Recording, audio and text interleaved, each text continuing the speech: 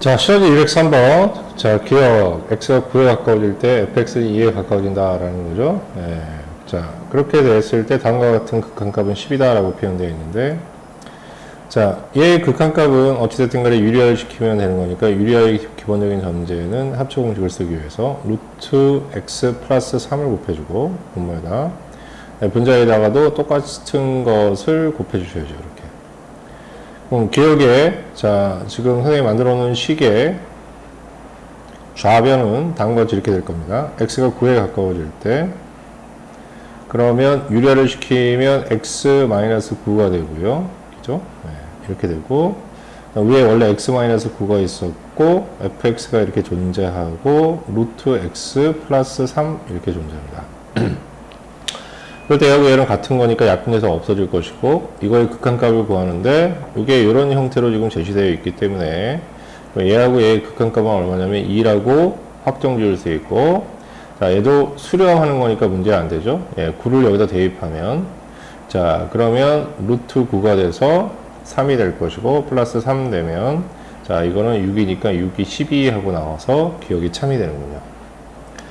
자, 다음은 이제 니은 가겠습니다. 자, 니은은 x의 범위가 0에서 2 사이에 있을 때 다음과 같은 이런 대소관계를 만족해요 라는 뜻이죠. 자, 그럼 당연히 이제 어떻게 이러한 부등식을 전제하는데 조건이 달려서 좀 특이하겠지만, 그러니까 이런 범위에서만 생각합니다 라는 얘기인 거죠. 근데 x가 가까워지는 데를 봤더니 1에 가까워지니까 이 범위 안에 들어가고 문제될 게 없네. 그럼 x가 1에 가까워질 때 이거의 극한값은 얼마가 되는 거야? 3이 될 것이고, 이거의 극한값도 1을 대입하니까 똑같이 3이 되네. 그럼 샌드위치 이론에 의해서 이것도 얼마가 되는 거야? 3 이렇게 돼서 니은은 참이 되는 거죠. 자, 다음 이제 디귿 가겠습니다. 자, 어찌 보면 203번을 질문한 것은 디귿 때문에 질문한 것 같기도 하고요. 자, 근데 디귿에서 여러분이 흔히 지금 불러일으키는 착각들이 있는데 어떤 착각이 있냐라고 얘기하면 이런 거야. 다음에서 이렇게 부등식이 있으면 부등식이 있다고 해서 무조건 다 샌드위치로는 아니잖아.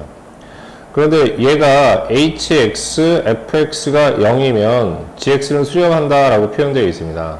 그럼 어떠한 착각을 하시면 안 되냐라고 하면 기본적으로 gx가 수렴하기 위해서는 샌드위치론이 성립해야 되는데, 그렇게 되려면 fx가 수렴하고 hx도 기본적으로 수렴해야 되는 것이고, 그 다음에 그러한 수렴값이 서로 같아야 되지, 그러니까 극한값이 서로 같아야 됩니다 라는 말씀을 드리는 겁니다.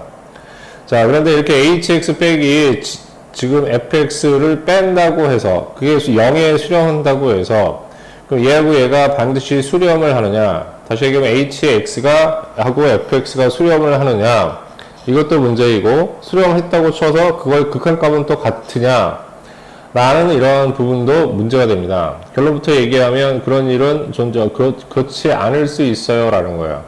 물론 또 그럴 수도 있긴 하지만, 근데 항상 선생님이 얘기하지만 명제에서는 항상 성립하는 게 의미가 있는 것이지 성립할 수도 있고 안 할 수도 있는 건 의미가 없습니다. 항상 성립해 줘야 되는데, 그럼 이제 틀린 게 하나라도 나오면 어떻게 틀린 게 되는 거죠. 예.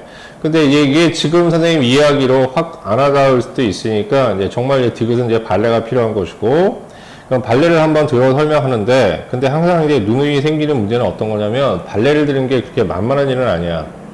0에 수렴한다는 기본적인 표현은 어떻게 하냐면 일반적으로 무한대문의 C꼴이 되는 거니까, 그럼 fx를 잡아줄 때 어떤 컨셉으로 가야 되는 거냐라고 하면 x분의 c니까 1 컨셉으로 간다라고 얘기하면, gx는 커야 되니까 x분의 2라고 하면 당연히 크고, 다음에 hx라는 것은 어떻게 되는 거냐라고 하면 x분의 3이지.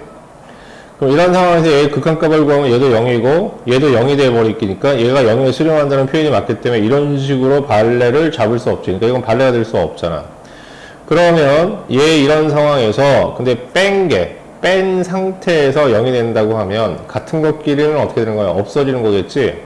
그래서 자, 얘가 수렴하지 않기 위해서 x 하나를 집어넣어주면 x가 무한대가 되는 거니까 얘가 무한대가 되면 무한대 더하기 0이 되는 거지.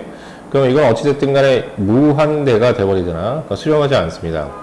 그런데 hx하고 fx는 서로 뺄 거니까 hx에 x를 집어넣는다고 해서 문제가 될 건 없잖아. 자, 이렇게 되고요. 그럼 똑같이 x를 다 집어넣어주면 그럼 함수가, 자, fx보다는 gx가 큰 게 맞고 gx보다는 hx가 큰 게 맞은데, 자, 얘가 무한대가 되고 얘도 역시 무한대가 되는 거지. 무한대 더하기 0이니까. 얘가 무한대, 얘가 0이니까. 그럼 마찬가지로 얘도 어떻게 되는 거야? 무한대가 되잖아. 자, 이렇게 됩니다.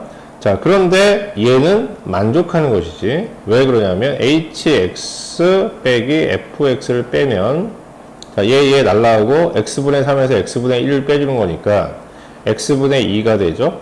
그래서 이거의 극한값을 구하세요 라고 하는 것은 이거의 극한값을 구하는 거고 얘는 어디에 가까워지냐면 0에 가까워지는 거지. 그래서 이걸 만족합니다. 만족함에도 불구하고 얘가 수렴하지 않는 함수, 발레를 지금 들어서 보여드렸습니다. 그럼 이거 자체가 수렴하지 않는데 가운데 있는 이러한 극한값이 수렴할 수 없죠. 자, 어때? 다시 선생님이 얘기하지만 샌드위치 정리라는 것은 얘가 수렴하는 유한 확정값을 가져야 되고 얘도 유한 확정값, 수렴값을 가져야 되고 두 개의 값이 서로 어떻게 해야 된다? 같아야 된다라고 선생님이 말씀을 드렸습니다. 얘하고 얘의 극한값이 서로 같아야지만 gx가 수렴값을 갖게 되는 거죠. 자, 이해하셨습니까? 그러니까 이건 흔히 일어나는 착각이니까 이건 사실 어떤 거냐라고 하면 자, 성립하는 것보다도 더 중요한 어떠한 명제가 될 수 있으니까 디귿은 꼭 기억해 주시기 바랍니다.